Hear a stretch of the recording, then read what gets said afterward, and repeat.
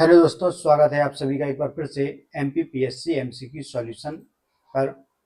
और एफएसओ की जो हमारी सीरीज चल रही थी फूड सेफ्टी ऑफिसर के लिए, उसका थर्ड वीडियो आज हम ला रहे हैं। तो चलिए समय जाया न करते हुए ये क्वेश्चंस सॉल्व करते हैं जो प्रीवियस ईयर क्वेश्चंस एफएसओ के हैं, अलग अलग स्टेट के। तो फर्स्ट क्वेश्चन है हमारा, आंशिक रूप से किण्वित चाय को क्या कहा जाता है? जो आंशिक रूप से क्या हो, किण्वित फर्मेंट की गई हो जो चाय, उसको क्या नाम है उसका? तो इसका आंसर है आपका क्या ऑप्शन। पहले आपको सारे ऑप्शन ही चर्चा कर लें तो उलोंग चाय, सोचांग चाय, ऑरेंज पेको या लाल चाय रेड टी। तो इसका आंसर है ऑप्शन ए उलोंग चाय। कौन सी? उलोंग चाय। यह झारखंड एफएसओ का क्वेश्चन है। तो आंशिक रूप से किण्वित चाय कौन सी है? उलोंग चाय। जो थोड़ी सी बात कर लें, जो उलोंग चाय है ये कैसी है? अर्ध किण्वित है, ये याद रखेंगे आप। और इसमें क्या एंटीऑक्सीडेंट होते हैं? क्या होते हैं? एंटीऑक्सीडेंट होते हैं, हृदय स्वास्थ्य और वजन नियंत्रण में सहायक होती है, याद रखिएगा। ये भी इसके जो क्वालिटीज हैं उस पर भी क्वेश्चन पूछा जा सकता है। फिर अगला है सोचोंग चाय। तो यह क्या? यह एक प्रकार की ब्लैक टी है। क्या है? Black T. और यह धुएं में सुखाई जाती है। किसमें? धुएं में सुखाई जाती है। यह दो फैक्ट आप इसके बारे में याद रखेंगे। नेक्स्ट है ऑरेंज पेको। तो ऑरेंज पेको क्या? वास्तव में कोई चाय नहीं है, ये क्या है? यह चाय की गुणवत्ता दर्शाने वाला एक ग्रेड है। क्या है? चाय की गुणवत्ता दर्शाने वाला एक ग्रेड है। फिर है रेड टी। कौन सी? Red T. तो इसे क्या राइबोज चाय भी कहा जाता है। क्या? राइबोज चाय। और ये क्या? कैफीन मुक्त होती है, इसमें कैफीन नहीं होता है। तो किस चाय में कैफीन नहीं होता है? तो रेड टी में, है ना। किसमें? रेड टी में कैफीन नहीं होता है। नेक्स्ट, दूध को स्किमिंग करना या स्किम्ड दूध को साधारण दूध में मिलाने से क्या होता है? ऑप्शन ए प्रोटीन की मात्रा में बदलाव, ऑप्शन बी वसा की मात्रा में बदलाव, ऑप्शन सी उपरोक्त सभी पोषक तत्वों में बदलाव और ऑप्शन डी कार्बोहाइड्रेट की मात्रा में बदलाव। तो देखो, जब दूध को स्किम्ड करते हैं या हम उसको क्या करेंगे, साधारण दूध में मिलाएंगे, स्किम्ड दूध को, उसकी स्किमिंग करेंगे या उसको साधारण दूध में मिलाएंगे स्किम दूध, तो क्या होता है? उसका फैट जो है वह डिस्टर्ब हो जाता है। तो वसा की मात्रा, फैट की मात्रा में बदलाव। ऑप्शन बी सही आंसर होगा। क्या? ऑप्शन बी, है ना। देखो, अगर हम थोड़ा सा देखें तो प्रोटीन की मात्रा क्या है? तो स्किमिंग की जो प्रक्रिया है इसके द्वारा प्रोटीन की मात्रा पर कोई विशेष प्रभाव नहीं होता है। और इसमें क्या दूध में कौन सा, एक तो कैसीन प्रोटीन होता है और वे प्रोटीन होता है। तो स्किमिंग के बाद में क्या इनकी मात्रा सेम टू सेम रहती है, कैसीन हो या वे प्रोटीन। दूध में दो प्रकार का प्रोटीन मिलता है, एक तो कैसीन, दूसरा है वे प्रोटीन, याद रखिएगा। फिर वसा की मात्रा में बदलाव होता है क्योंकि स्किमिंग प्रोसेस का उद्देश्य ही है कि उससे फैट निकाल लेना। ठीक, क्या होता है? उससे फैट निकालने की प्रक्रिया ही क्या है? स्किमिंग है। फिर जो पोषक तत्व तो सभी रह जाएं, पॉसिबल नहीं है। फिर कार्बोहाइड्रेट क्या है? तो दूध में मुख्य रूप से कौन सा कार्बोहाइड्रेट होता है? तो लैक्टोज शुगर होती है। कौन सी? लैक्टोज शर्करा होती है दूध में, याद रखिएगा। इसलिए जिन्हें दूध से उल्टी होती कुछ होती है उन्हें क्या लैक्टोज इंटॉलरेंट कहा जाता है। क्या? Lactose intolerant. तो स्किमिंग की प्रोसेस में क्या वसा हटाना। नेक्स्ट, फोर्टिफिकेशन के अवशेष किस ताम्रपाषाण स्थल से प्राप्त हुए थे? देखो, फोर्टिफिकेशन क्या है कि जो खाद्य पदार्थ हैं उनमें मिनरल, विटामिन और अलग अलग जो पोषक तत्व हैं उनको मिलाना और फिर आपको परोसना। जैसे आयोडाइड नमक, है ना, आयोडीन युक्त नमक का यूज किया जाता है। विटामिन ए युक्त चावल का यूज किया जाता है गोल्डन राइस में। तो ये क्या फोर्टिफाइड फूड कहलाते हैं। आगे भी और क्वेश्चन आपको इससे मिलेंगे। तो क्या कि फोर्टिफिकेशन के अवशेष किस ताम्र पाषाणकालीन स्थित, किस चैल्कोलिथिक प्लेस से प्राप्त हुए? ऑप्शंस हैं अहाड़, बालाथल, गणेश्वर और गिलुंड। तो आपका सही आंसर है बालाथल। ऑप्शन बी, बालाथल से क्या अवशेष मिले हैं, है ना। यह एक ताम्र पाषाणकालीन स्थल है। बालाथल कहां पर है? तो यह है राजस्थान में, याद रखिएगा। बालाथल कहां? राजस्थान में है, ताम्र पाषाणकालीन स्थल है। और यह अहाड़ बनास संस्कृति का ही हिस्सा है, याद रखिएगा बालाथल। अब बात है कि खोज किसने की थी? तो 1962-63 में बी एन मिश्रा, 1962-63 में बी एन मिश्रा ने क्या बालाथल में फोर्टिफिकेशन के अवशेष प्राप्त किए थे। तो बी एन मिश्रा नाम में याद रखेंगे, पूछा जा सकता है। नेक्स्ट है खाद्य सुदृढ़ीकरण। खाद्य सुदृढ़ीकरण मतलब फूड फोर्टिफिकेशन। ये क्या फूड फोर्टिफिकेशन की बात कर रहे हैं। तो इसके सिद्धांत क्या है? ऑप्शन ए मतलब पहले पढ़ लेते हैं, फिर उसके बाद बताना है कूट के अनुसार। प्रसंस्करण के दौरान खोए गए पोषक तत्वों को सामान्य स्तर पर बाहर करना, तो बिल्कुल सही बात है कि जो प्रोसेसिंग है, प्रोसेसिंग के दौरान जो पोषक तत्व है, मिनरल्स हैं, है ना, जो क्या हो गए हैं, खो गए हैं, उससे चले गए, नष्ट हो गए, तो उनको सामान्य स्तर पर फिर से लाना, यह उद्देश्य है, बिल्कुल सही बात है। फिर इसके अलावा भोजन में प्राकृतिक स्तर को बनाए रखना, तो फूड में जो उसके नेचुरल विटामिन है, प्रोटीन है, खनिज लवण है, मिनरल्स, उन सबको बनाए रखना, सार्वजनिक स्वास्थ्य में सुधार करना, ये भी है, और भोजन को अपने आप में पूर्ण बनाना। तो सभी क्या है इसके सिद्धांत में शामिल है, तो ऑप्शन बी सही हो जाएगा। क्या सही? फूड फोर्टिफिकेशन में ये सारी चीजें शामिल हैं। थोड़ा सा देख लेते हैं इसके सिद्धांतों की। तो food safety and standards regulations 2018, यह आप डेट याद रखेंगे, यह डेट कभी पूछी जा सकती है। Food safety and standards regulation, खाद्य सुरक्षा एवं मानक विनियमन कब के हैं? 2018 के हैं। तो इसमें क्या फूड फोर्टिफिकेशन के सिद्धांत बताए गए हैं। तो बेसिक सिद्धांत आप पढ़ लीजिए, इनके आधार पर अलग अलग पूछे जा सकते हैं, है ना। जैसे जनसंख्या समूह में एक या अधिक सूक्ष्म पोषक तत्वों की कमी होने से होने वाले रोगों को रोकना या कम करना, जिससे सार्वजनिक स्वास्थ्य में सुधार हो, है ना। जो बहुत बड़े जन समूह है ना, उसमें क्या जो उनके भोजन में जिस तत्व की कमी हो रही है उसको पूरा करना है फोर्टिफिकेशन के माध्यम से, जिससे क्या सार्वजनिक स्वास्थ्य, यूनिवर्सल हेल्थ, क्या यूनिवर्सल हेल्थ में क्या हो? सुधार हो। ठीक। नेक्स्ट क्या है कि जन समूह में अपर्याप्त पोषण स्थिति को ठीक करके प्राकृतिक सामान्य स्तर तक लाकर खाद्य पदार्थ को पूर्ण बनाना। जो खाद्य पदार्थ है उसमें जो कमी है पोषक तत्व की, उसको पूर्ण करना है। नेक्स्ट क्या है? एक या अधिक पोषक तत्वों की आवश्यकताओं को सेवन द्वारा पूर्ण करना। तो खाने के द्वारा जो पोषक तत्वों की कमी है, जैसे आयरन की भी कमी है, विटामिन ए की भी कमी है, विटामिन सी की भी कमी है, तो हमें पोषक तत्वों के माध्यम से घेंगा को नियंत्रित करना था, तो आयोडीन मिलाया। क्या मिलाया? आयोडीन मिलाया। विटामिन डी के लिए जो दूध है, दूध में भी क्या मिलाए गए? जो पैकेज्ड मिल्क आता है उसमें भी पोषक तत्व मिलाए जाते हैं। फिर स्वास्थ्य में सुधार करना, खाद्य पदार्थों की गुणवत्ता को बनाए रखना, ये सभी क्या हैं? बेसिक प्रिंसिपल हैं किसके? फूड फोर्टिफिकेशन है। किसके according? Food safety and standard regulations 2018। Next question है, फोर्टिफाइड फूड की पैकेजिंग पर किस लोगो का उपयोग किया जाता है? लोगो, है ना। जैसे आपको क्या यहाँ ये क्या दिख रहा है मेरा? आपको MPPSC MCQ सॉल्यूशन का लोगो दिख रहा है ना, ऐसे फोर्टिफाइड फूड की पैकेजिंग पे एक लोगो होता है। वह कैसा है? ऑप्शन ए एफ रिंग वाला हरा वृत्त, ऑप्शन बी एफ और चिन्ह वाला वर्ग, ऑप्शन सी एफ और रिंग चिन्ह वाला वृत्त, ऑप्शन डी एफ और रिंग का चिन्ह वाला वर्ग। तो ऑप्शन डी सही है, एफ और रिंग का चिन्ह वाला वर्ग। आपको दिखा देता हूं, ये ऑप्शन डी इसका सही है, एफ और रिंग का चिन्ह वाला वर्ग। ऐसा एफ है प्लस का चिन्ह है और क्या है? रिंग का चिन्ह वाला वर्ग है, स्क्वायर है, याद रखिएगा। अब देखो फूड फोर्टिफिकेशन के बारे में थोड़ी सी चर्चा कर लेते हैं। क्या है? खाद्य पौष्टिकरण। देखो खाद्य पौष्टिकरण भी आ जाएगा, बहुत सारे टर्म आ जाते हैं इसके लिए हिंदी में, है ना।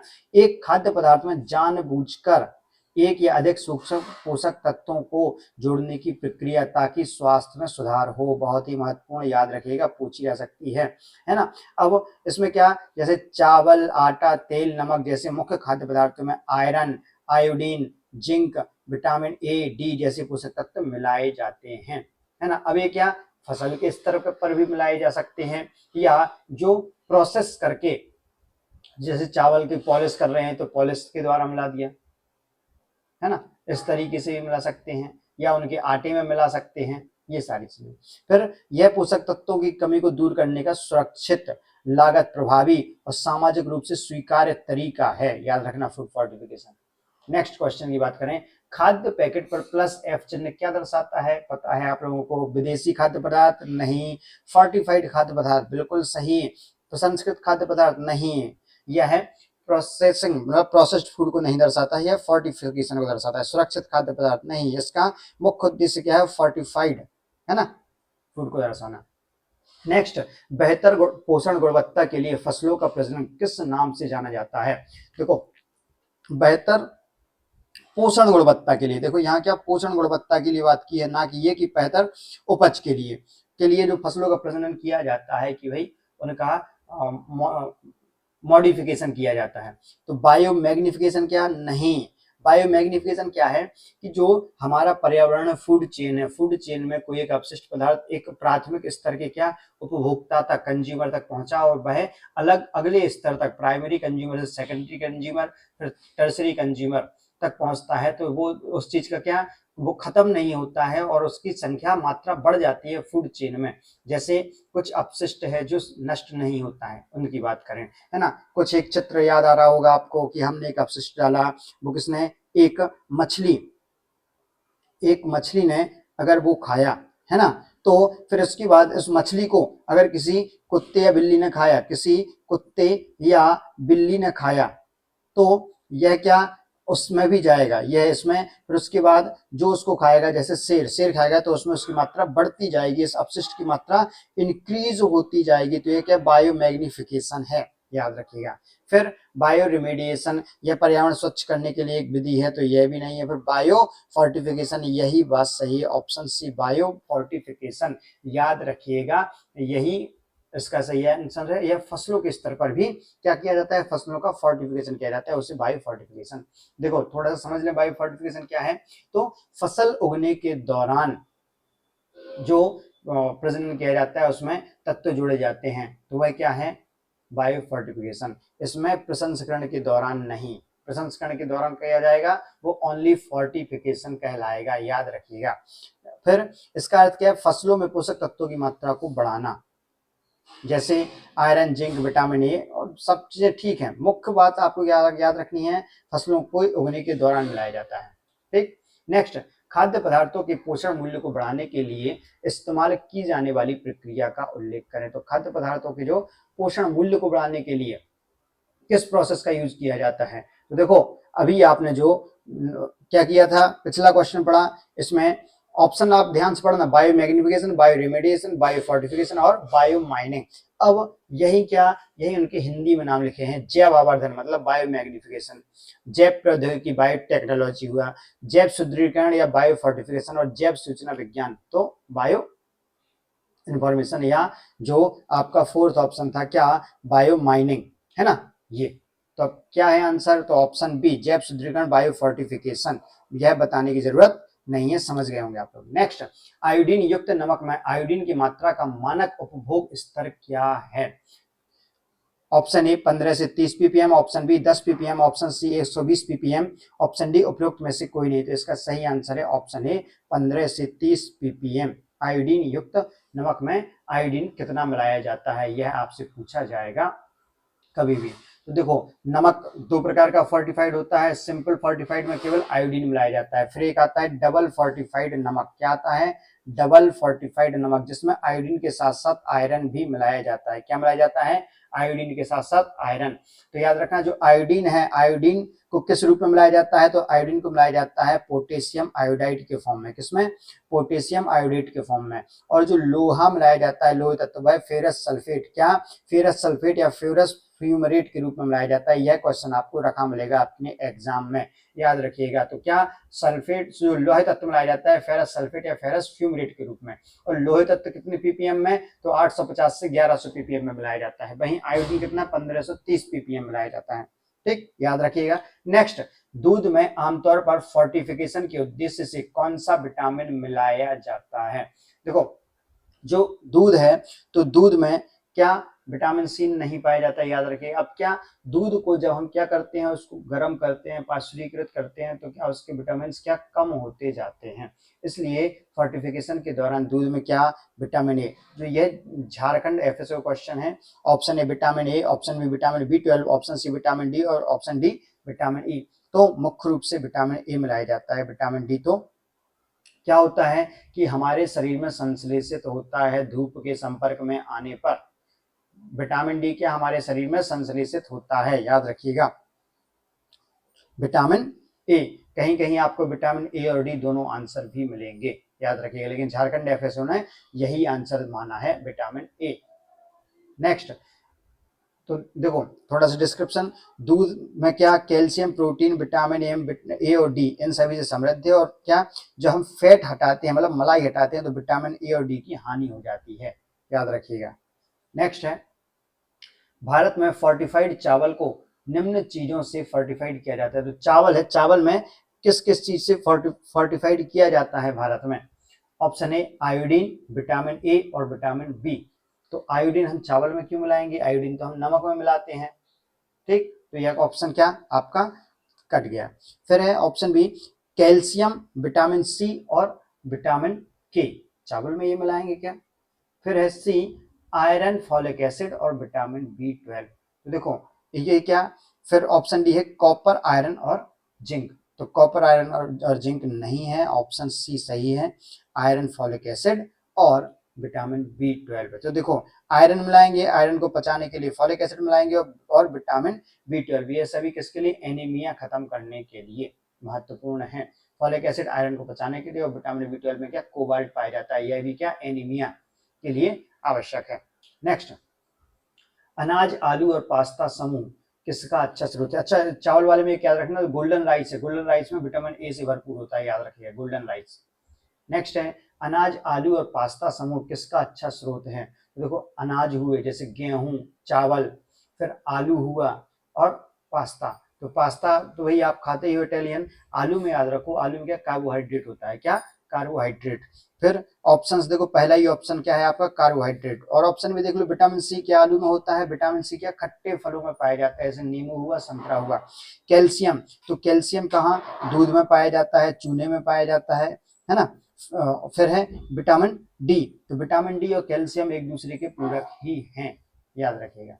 तो क्या ऑप्शन ए कार्बोहाइड्रेट, आलू में क्या कार्बोहाइड्रेट स्टार्च होता है, वो क्या है कार्बोहाइड्रेट ही है। नेक्स्ट थोड़ा सा डिस्क्रिप्शन इसका देख लेते हैं, कार्बोहाइड्रेट है क्या? तो यह है कार्बन, हाइड्रोजन और ऑक्सीजन, इन तीनों से मिलकर बनते हैं और शरीर को क्या ऊर्जा प्रदान करते हैं, क्या करते हैं? ऊर्जा प्रदान करते हैं। अब जो जो कार्बोहाइड्रेट हैं तो ये क्या जो घुलनशील शर्करा है उसमें पाए जाते हैं और अघुलनशील मंड स्टार्च उसमें भी। फिर जो 1 ग्राम ग्लूकोज है, ग्लूकोज क्या है? कार्बोहाइड्रेट का उदाहरण है। ग्लूकोज का फॉर्मूला C6H12O6। तो ये क्या कार्बोहाइड्रेट, कार्बन, हाइड्रोजन और ऑक्सीजन, C6H12O6 है ना। तो ये क्या कार्बोहाइड्रेट। तो ग्लूकोज के ऑक्सीकरण से क्या 4.2 कैलोरी ऊर्जा प्राप्त होती है। वहीं एक साधारण व्यक्ति के भोजन में क्या 50 से 55% जो ऊर्जा है वो कार्बोहाइड्रेट से ही प्राप्त होती है, याद रखिएगा। और यह जो ऊर्जा मुक्त है वह कब होती है? तो श्वसन प्रक्रिया के दौरान। किसके दौरान? श्वसन प्रक्रिया के दौरान। और यह भी आप याद रखेंगे कि कार्बोहाइड्रेट में कार्बन, हाइड्रोजन, ऑक्सीजन का जो अनुपात है वह क्रमशः 1:2:1 होता है। आप इस फॉर्मूले में दे सकते हैं 6:12:6 है ना। चलिए नेक्स्ट क्वेश्चन, खाद्य घटक जो स्वास्थ्य को बनाए रखने और शरीर के विकास में योगदान करने के लिए आवश्यक हैं उन्हें कहा जाता है? कौन से घटक हैं जो स्वास्थ्य को बनाए रखने के लिए आवश्यक है? Option A starch, option B पोषक तत्व, option C vitamin, option D scurvy. तो देखो ऑप्शन ए स्टार्च है वो भी शरीर के लिए जरूरत है, ऑप्शन बी विटामिन है वो भी शरीर के लिए जरूरत है, लेकिन आप ऑप्शन बी पर भी गौर कीजिए पोषक तत्व। तो पोषक तत्व में सभी आ जाते हैं, क्या आ जाते हैं? विटामिन, प्रोटीन, खनिज, लवण, वसा, कार्बोहाइड्रेट सभी पोषक तत्व में शामिल होते हैं। तो इंटीग्रेटेड रूप से क्या ऑप्शन बी हमारा सही आंसर है, ऑप्शन बी पोषक तत्व। नेक्स्ट, उत्प्रेरक की उपस्थिति में उच्च दबाव और तापमान के तहत ग्लूकोज, गैलेक्टोज और मैनोज के हाइड्रोजनीकरण के परिणाम स्वरूप बनता है। जो ग्लूकोज, गैलेक्टोज और मैनोज के हाइड्रोजनीकरण से क्या बनता है, क्या रिजल्ट प्राप्त होता है ना। ये तीनों क्या है? पहले तो कार्बोहाइड्रेट हैं, इतना आप याद रखें, ग्लूकोज, गैलेक्टोज और मैनोज। अब इनका हाइड्रोजनीकरण मतलब H2O से क्रिया करानी है ना, या हाइड्रोजन से क्रिया, क्योंकि इसमें ऑक्सीजन निकल जाता है और हाइड्रोजन से क्रिया करते हैं, याद रखिएगा। ऑप्शंस हैं स्टार्च, शर्करा अम्ल, शर्करा एल्कोहल और शर्करा कणिकाएं। तो क्या बनाएंगे? ये बनाएंगे शुगर एल्कोहल, ऑप्शन सी है ना, C6H12O6। जब यह क्रिया करता है किससे? इसका हाइड्रोजनीकरण होता है तो क्या बनेगा? आप याद रखना लास्ट में एक OH समूह जरूर इसमें रहेगा, क्या रहेगा? OH समूह जरूर रहेगा, है ना। तो एल्कोहल बनता है, याद रखिएगा। नेक्स्ट, फलियों में प्रचुर मात्रा होती है। जो फलियां हैं, फलियों में क्या प्रचुर रूप में पाया जाता है? माल्टोज, रेफिनोज, सुक्रोज और ग्लूकोज। ऑप्शन सी इसका सही आंसर है, सुक्रोज। जो फली हैं, फलियों में सुक्रोज पाया जाता है। देखो, ये माल्टोज, रेफिनोज और सुक्रोज, ये तीन चीजें हैं, ये तीनों क्या हैं? डाइसेकेराइड हैं, सॉरी, हाँ, डाइसेकेराइड वाले कार्बोहाइड्रेट हैं। क्या है? कार्बोहाइड्रेट हैं। फिर जो ग्लूकोज है, यह है क्या है? मोनोसेकेराइड है, याद रखिएगा। नेक्स्ट, मोनोसेकेराइड लिंकेज द्वारा एक साथ जुड़कर डाइसेकेराइड बनाते हैं। तो मोनोसेकेराइड लिंकेज किस लिंकेज द्वारा जुड़कर? देखो, इसमें इन्होंने बहुत अच्छे तरीके से सेंटेंस फॉर्म नहीं किया है हिंदी में। तो क्या मोनोसेकेराइड लिंकेज द्वारा, किस लिंकेज द्वारा जुड़कर डाइसेकेराइड बनाते हैं? ऑप्शंस हैं ester bond, peptide bond, van der Waals बल या ग्लाइकोसिडिक लिंकेज। तो इसका सही आंसर है ग्लाइकोसिडिक लिंकेज। क्या? Glycosidic linkage. पेप्टाइड बॉन्ड कहाँ पाए जाते हैं? तो एमिनो एसिड पेप्टाइड बॉन्ड से जुड़कर क्या करते हैं? प्रोटीन बनाते हैं, याद रखिएगा। नेक्स्ट, इलेक्ट्रोजन का उपयोग करके निर्मित खाद्य उत्पादों में आमतौर पर क्या होता है? तो इलेक्ट्रोजन, यह टर्म याद रखेंगे। इलेक्ट्रोजन का उपयोग करके जो खाद्य पदार्थ बनते हैं उनमें आमतौर पर क्या? ऑप्शन ए उच्च वसा सामग्री होती है, ऑप्शन बी कम स्टार्च सामग्री, ऑप्शन सी उच्च स्टार्च सामग्री और ऑप्शन डी उच्च वसा और प्रोटीन सामग्री। तो इसका सही आंसर है क्या? ऑप्शन सी उच्च स्टार्च सामग्री। क्या? ऑप्शन सी है उच्च स्टार्च सामग्री। इलेक्ट्रोजन जोड़ लीजिएगा, इलेक्ट्रोजन और उच्च स्टार्च। नेक्स्ट, खाद्य अनुप्रयोग के लिए सबसे महत्वपूर्ण सेल्यूलोज व्युत्पन्न है। जो फूड एप्लीकेशन है उसके लिए सेल्यूलोज का व्युत्पन्न, सबसे महत्वपूर्ण सेल्यूलोज व्युत्पन्न कौन सा है? Option A carboxy methyl cellulose, option B माइक्रोक्रिस्टलीय cellulose, option C hydroxy propyl methyl cellulose, option D methyl cellulose. तो इसका सही आंसर है option A carboxy methyl cellulose. क्या? Carboxy methyl cellulose, option A cellulose के इस व्युत्पन्न का यूज किया जाता है। नेक्स्ट है, गेहूं के किस वर्ग में ग्लूटेन की मात्रा सबसे अधिक होती है? याद रखिएगा, ग्लूटेन के कारण कौन सा रोग होता है? सीलिएक रोग होता है, सीलिएक डिसीज, है ना। जैसे सीलिएक डिसीज होती है, उन्हें डॉक्टर क्या मोटे अनाज, बाजरा, रागी, इन सबको खाने के लिए क्या करता है? प्रमोट करता है और कहते हैं आपको गेहूं का आटा नहीं खाना चाहिए, है ना, वो नुकसानदायक होता है। ग्लूटेन फ्री जो अनाज है वो खाने के लिए सलाह दी जाती है। तो इसका आंसर क्या है? ऑप्शन ए नरम गेहूं, ड्यूरम गेहूं, सूखा गेहूं और शीतकालीन गेहूं। तो इसका आंसर है ऑप्शन बी ड्यूरम गेहूं। ड्यूरम गेहूं में क्या? ग्लूटेन की मात्रा सर्वाधिक होती है। देखो, ये ताजे क्वेश्चन है, ये 2022 का है, तो कभी भी पूछा जा सकता है, कभी भी क्या, अभी दिसंबर में पूछा जाएगा, 14 दिसंबर को जब एग्जाम होगा। तो नेक्स्ट है, कार्बोहाइड्रेट का ग्लाइसेमिक इंडेक्स क्या है? कार्बोहाइड्रेट का ग्लाइसेमिक इंडेक्स क्या है? ऑप्शन ए यह दर्शाता है कि इसे किस अन्य पोषक तत्व के साथ लिया जा रहा है, ऑप्शन बी यह दर्शाता है कि कार्बोहाइड्रेट कितनी जल्दी रक्त शर्करा के स्तर को बढ़ाता है, ऑप्शन सी यह दर्शाता है कि कार्बोहाइड्रेट कितनी जल्दी पचता है, ऑप्शन डी इनमें से कोई नहीं। तो यह क्या करता है? यह दर्शाता है कि कार्बोहाइड्रेट कितनी जल्दी रक्त शर्करा के स्तर को बढ़ा रहा है, ब्लड शुगर को बढ़ा रहा है, यह दर्शाता है ग्लाइसेमिक इंडेक्स। तो ऑप्शन बी सही आंसर है। क्या? ऑप्शन बी सही आंसर। नेक्स्ट क्वेश्चन है इसकी, नेक्स्ट क्वेश्चन की बात करते हैं। वह क्या? खाद्य पदार्थों में वे घटक जो खाद्य पदार्थों के पोषक तत्वों की सूची के माध्यम से प्राप्त होते हैं, स्वास्थ्य लाभ प्रदान करते हैं, उन्हें कहा जाता है। क्या कहा जाता है? Option A proteomics, option B eugenics, option C biogenic और ऑप्शन डी मेटाबोलोमिक्स। वह क्या हैं जो पोषक तत्वों की सूची के माध्यम से प्राप्त होते हैं? याद रखिएगा। तो इसका सही आंसर है हमारा ऑप्शन सी बायोजेनिक। क्या? बायोजेनिक, याद रखिएगा।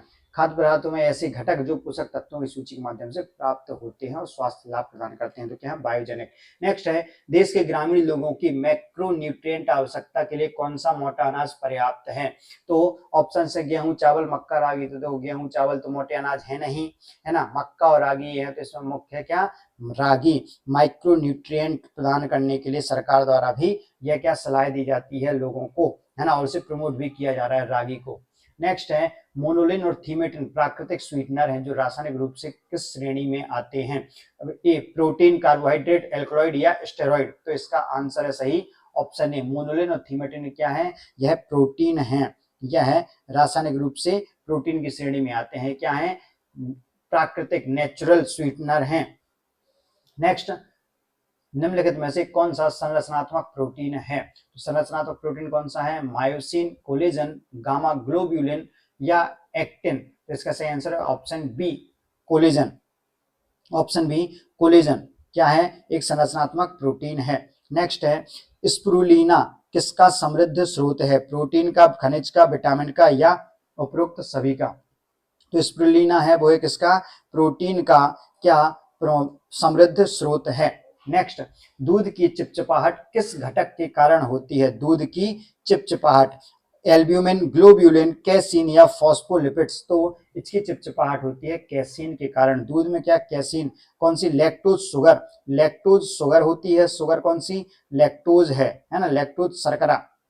और कैसीन प्रोटीन, इसके कारण क्या, चिपचिपाहट भी होती है। नेक्स्ट है, मोनोलिन और थीमेटिन प्राकृतिक स्वीटनर है जो प्राकृतिक रूप से किस श्रेणी में आते हैं? तो इसकी चर्चा हम कर चुके हैं, किस में आते हैं, यह प्रोटीन की श्रेणी में। किसकी? प्रोटीन की श्रेणी में। फिर नेक्स्ट है, मांस प्रोटीन में मुख्य मांसपेशी वर्णक क्या है? जो मांस प्रोटीन होता है ना, उसमें मांसपेशी वर्णक क्या है?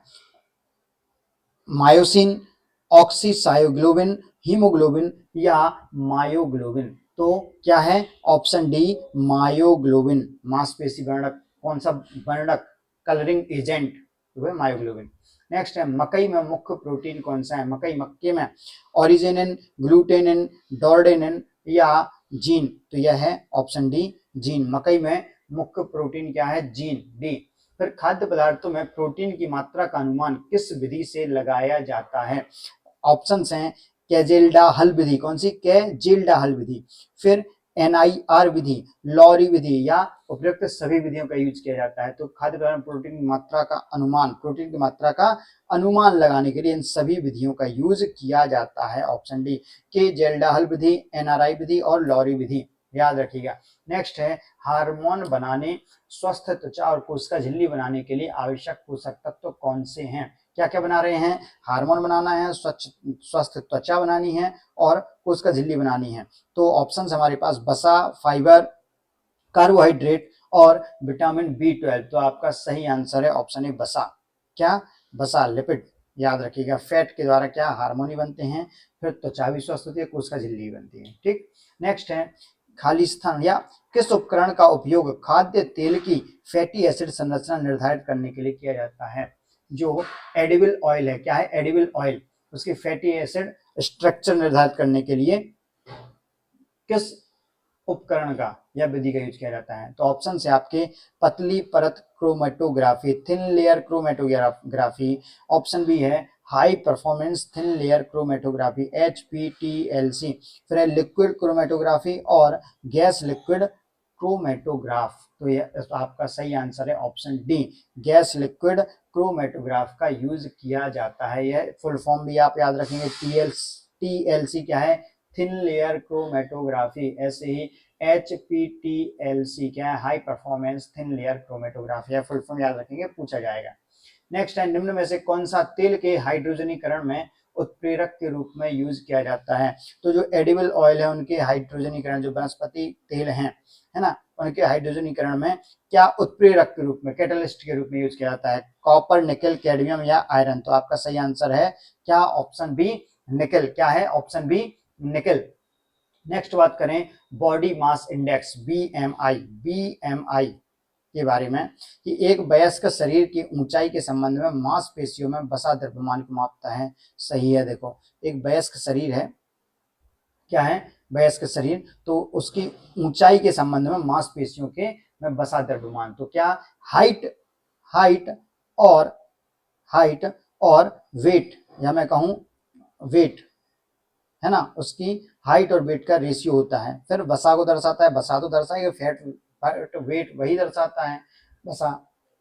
फिर जिसे क्वेटलेट इंडेक्स के रूप में भी जाना जाता है। तो क्या क्वेटलेट इंडेक्स के रूप में जाना जाता है, ये भी सही है। फिर 100 सेंटीमीटर में ऊंचाई दौरान गणना की जाती है, बिल्कुल नहीं, ये बिल्कुल गलत है।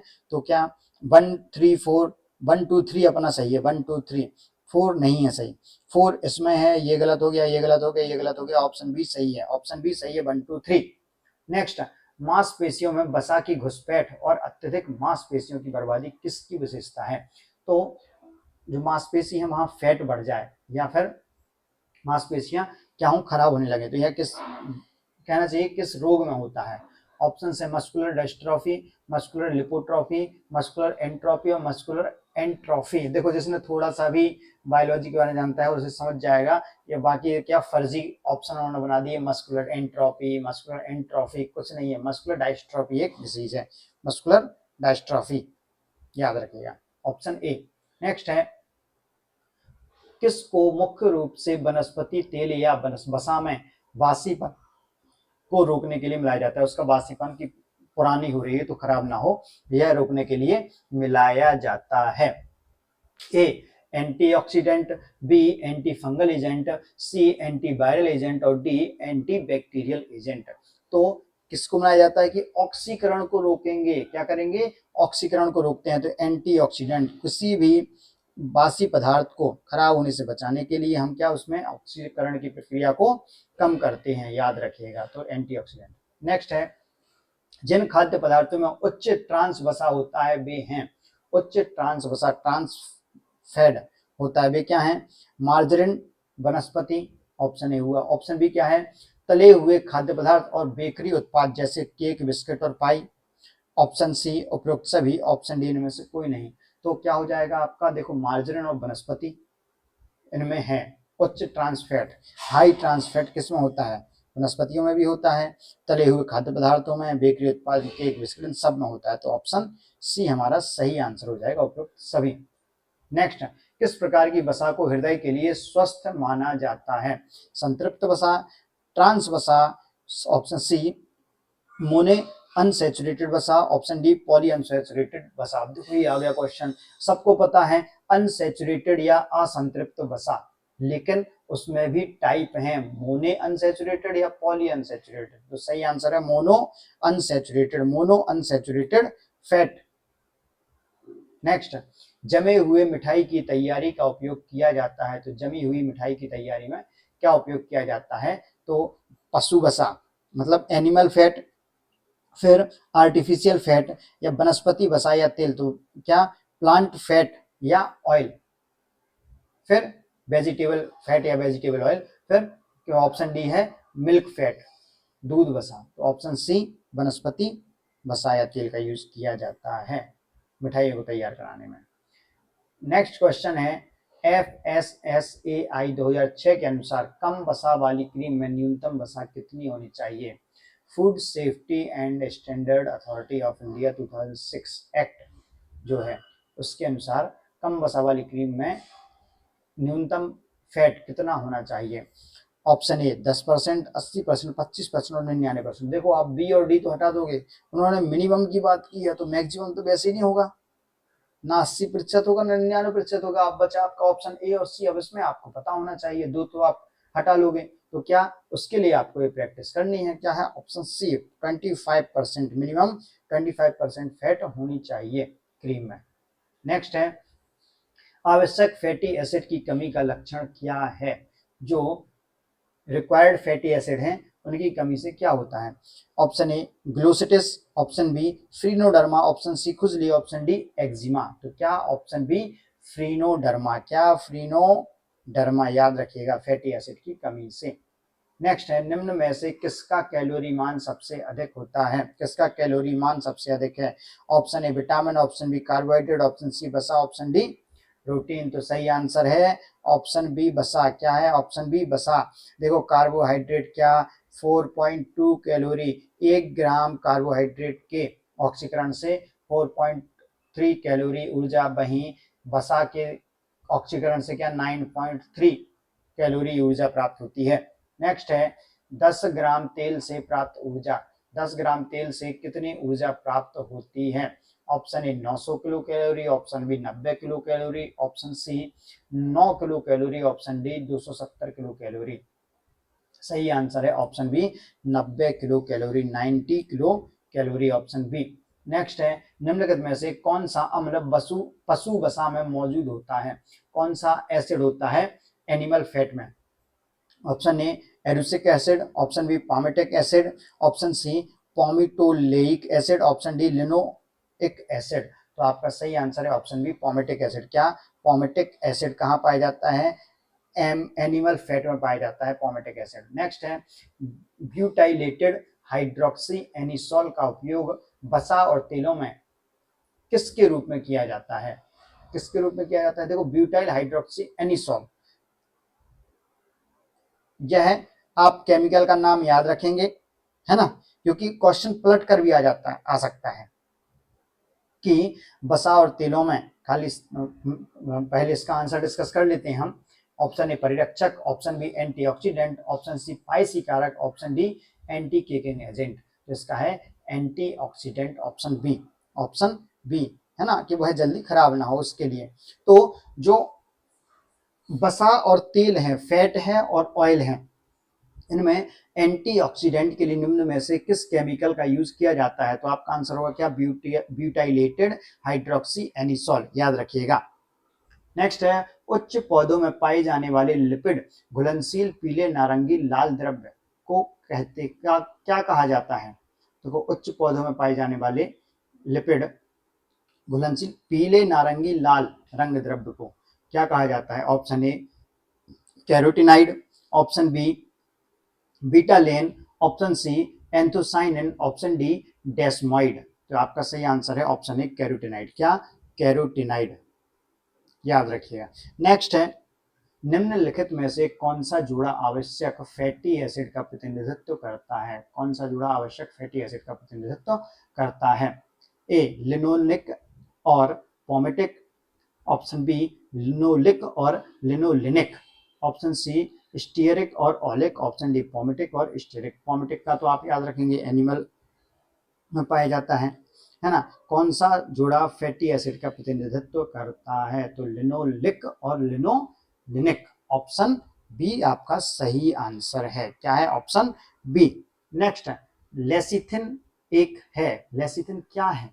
Option A phospholipid, option B metalloprotein, option C vitamin और ऑप्शन डी फ्लेवोनॉइड। तो ये क्या है?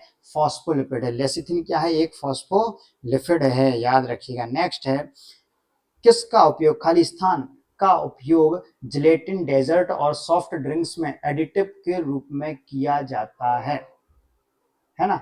Option A iodine, option B vitamin C, option C acesulfame K और ऑप्शन डी आयरन। तो जिलेटिन डेजर्ट और सॉफ्ट ड्रिंक्स में एडिटिव के रूप में किसका यूज किया जाता है? तो यह है आपका ऑप्शन ए आयोडीन। जी हाँ, केवल नमक में नहीं मिलाया जाता है, जिलेटिन डेजर्ट में भी मिलाया जाता है और सॉफ्ट ड्रिंक्स में भी मिलाया जाता है।